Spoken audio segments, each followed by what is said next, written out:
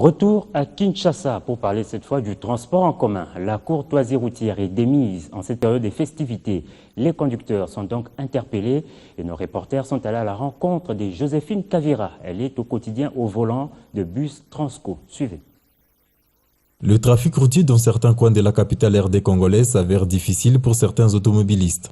À la base, le mauvais dépassement et la précipitation de certains chauffeurs de taxi, entraînant des fois des cas d'accident. Ce matin, Joséphine Kavira, jeune chauffeur de la compagnie de transport au Congo Transco, doit emprunter le boulevard Lumumba, l'un des tronçons réputés pas aisés, pour relier le centre-ville de Kinshasa à Maluku, municipalité située à 160 km de celui-ci en aller-retour. Elle estime que quelques précautions sont à observer.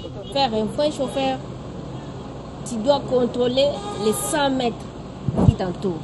Les 100 mètres qui t'entourent là, tu dois les contrôler même derrière toi, avec tes rétroviseurs. Alors, quand tu regardes là devant et à côté comme ça, tu dois savoir ce que l'autre veut faire. Souvent, quand la personne est en train de clignoter, là, tu dois comprendre que non, peut-être la personne veut aller comme ça. Même s'il a oublié son clignotant comme ça, tu dois être toujours prudent. Peut-être tu dois les gérer avec l'effet de position. Là, il peut comprendre avec ses rétroviseurs que non, peut-être il y a quelqu'un qui fait passer.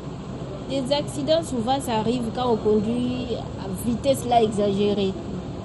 Souvent, il faut respecter les vitesses.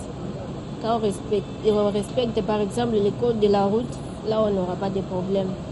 Si rouler à travers les rues de Kinshasa demande d'avoir un air de fer, le recyclage de 90% des chauffeurs sur le respect des codes de la route reste une exigence.